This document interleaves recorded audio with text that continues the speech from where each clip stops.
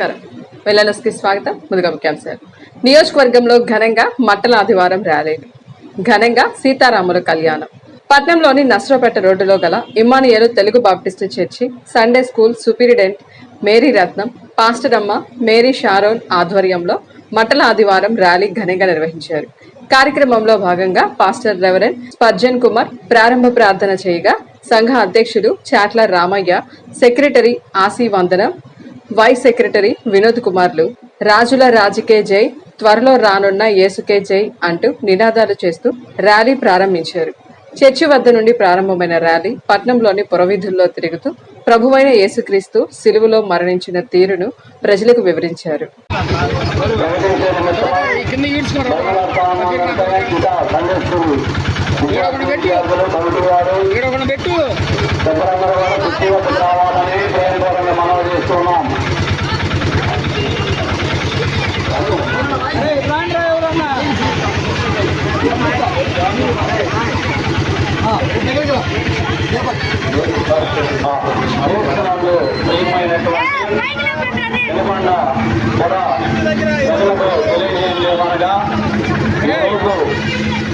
మతలాదివారం ప్రాధాన్యత కలిగి ఉన్నది.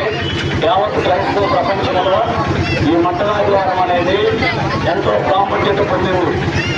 బైబిల్ గ్రంథంలో ప్రభువైన యేసుక్రీస్తు ఈ మతలాదివారం జన్మన ఆయన దేవుడి బొమ్మలో వచ్చిన మెస్సియాని ఈ లోకానికి బయలుపరుచుకున్న శుభదినమే మతలాదివారం.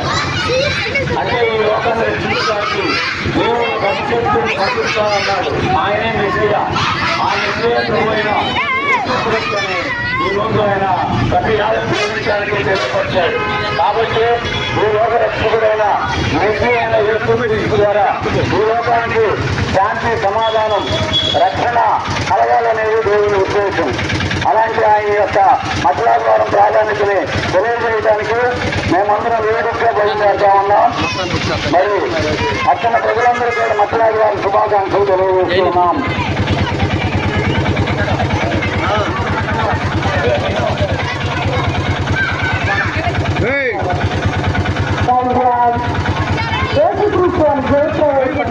ఆలయంలో చేసుకున్నప్పుడు పిల్లలు పెద్దలు అందరూ తమ మీద ఉన్న వస్త్రములను వేసి గాడిలో వేసి గాడిని గాడి పిల్లలు తీసుకొని వినియోగించగా దేవుని యొక్క మందిరంలో ఈ దైత్యాలను అందరూ పట్నంలోని 1వ వార్డు స్కూల్ ఎదురు బజార్ నద్దు కల శ్రీ సీతారామాంజనేయ స్వామి ఆలయంలో సీతారాముల కళ్యాణం వల్లూరి బ్రహ్మానందం కుటుంబ సభ్యుల ఆధ్వర్యంలో వేడుకలు నిర్వహించారు.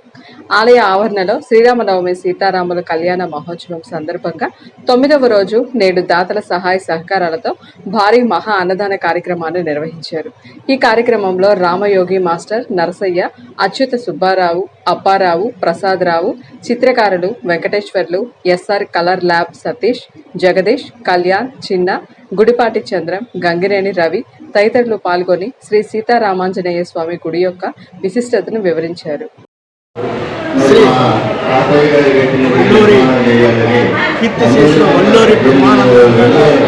వారి ధర్మపత్ని సుభద్రాదేవి గారు, వారి కుమారులు మరియు వారి కుమార్తె గారి యొక్క ఆధ్వర్యంలో అమ్మగారి గుడి ఈ కార్యక్రమం జరుగుతున్నది. దీనికి వినుకొండ గ్రామంలోని భక్తులు, ఉజ్జయినీయులు, పెద్దలు అందరూ వచ్చి ఈ కార్యక్రమాన్ని జయప్రదంగా ఆనందంగా సంతోషంగా కార్యక్రమించినందుకు గ్రామం పెద్దలకి, పూజ్యులకు, గౌరవనీయులు, కార్యకర్తలకి అందరికీ కూడా దేవాలయం తరఫున కృతజ్ఞతలు తెలియజేస్తున్నాను. సీతారామ లక్ష్మణ ఆంజనేయ స్వామి వారి అవ్వగారు గుడి ఈ స్టేషన్లు వల్లూరి బ్రహ్మానందం ధర్మపత్ని సుభద్రాదేవి, వారి కుమారులు, వారి కుమార్తె ఆధ్వర్యంలో ఈ కార్యక్రమం జరుగుతున్నది. మీరు ఫస్ట్లో చిన్న గుడిగా ఉన్నది, తర్వాత భారీ ఎత్తున ఈ కార్యక్రమం పెద్ద గుడిగా కట్టించారు. కట్టించిన తర్వాత మేము ఈ లైన్లో కొన్ని వ్యాపార సంస్థలంతా కూడి మీరు ఇంత గుడి కట్టించారండి, మేము మాకు ఒక ఈ గుడిని పెత్తనంగా మాకంటే మా బుడ్డిరాజు మాకు ఒక పెత్తనంగా మాకు ఇచ్చినట్లయితే మేము ఈ కార్యక్రమాన్ని నిర్వహిస్తామని చెప్పడం జరిగింది. దానికి రామయోగయ్య గారి సహకారంతో వాళ్ళు చెప్పడం జరిగింది. రామయోగయ్య గారు సహకారం చెప్పడం జరిగింది. వాళ్ళు అంగీకరించి మాకు ఇక్కడ కమిటీకి ఒప్పచెప్పడం జరిగింది. మాకు ఒప్పచెప్పిన కాడి నుంచి కూడా శ్రీరామనవమి, నవరాత్రులు భారీ ఎత్తున కార్యక్రమం చేస్తున్నాము. ఇక్కడ చందాలు వసూలు చేస్తున్నాము. తర్వాత చందాదారులు కూడా సహకరిస్తున్నారు. ఈ కార్యక్రమం మేము 8 సంవత్సరాల నుంచి చేస్తున్నాము దిగ్విజయంగా. ఈ అన్నదాన కార్యక్రమంలో కూడా భక్తులు పోయిన వెంటనే మేము మా 500 రాసుకోండి, మా బియ్యం రాసుకోండి, మా 500 రాసుకోండి అన్నారు. మాకు సహకరించారు. వారికి మా ఈ గుడి తరఫున ధన్యవాదాలు తెలియజేస్తున్నాము. స్వామివారి గుడి మేము చేస్తున్నామంటే మా గొప్పతనం కాదండి. ఈ యొక్క అవకాశం మాకు ఆ దేవుళ్ళు ఇచ్చారు. ఆ తర్వాత అటువంటి స్థానంలో ఉన్న వల్లూరి బ్రహ్మానందం గారు, వారి భార్య సుభద్రాదేవి గారు, వాళ్ళ కుమార్తె అందరూ కలిపి మా యొక్క అవకాశం ఇచ్చారు. మన కోటేశ్వరరావు గారు చెప్పినట్టుగా ఈ గుడి మీరు కట్టించి విడిగా ఉంచేస్తే దానికి ఎవరు రారు, గుడి ఆమెను ఫలితం ఉందని చెప్పి మాకు చెప్తే అప్పుడు రామయ్య మాస్టర్ గారి ద్వారా మేము మాట్లాడించి ఈ యొక్క గుడిని పబ్లిక్ చేయమని అడిగారు. పబ్లిక్ చేసి అందరికీ ఒప్పచెప్పారు. వాళ్ళ ఒప్పచెప్పిన బాధ్యతను మేము పూజ తప్పకుండా వాళ్ళ షరతులు దాటకుండా ఈ యొక్క కార్యక్రమం చేయగలుగుతున్నాము. ఇంత కార్యక్రమం చేయగలిగామంటే ఊళ్ళో వినుకొండలో వ్యాపారస్తులు కానీ ప్రతి వాళ్ళు మాకు ఎంతో. ఇవాళ శ్రీరామనవమి సందర్భంగా అమ్మగారి గుడైన కొత్తపేటలో ఉన్నది.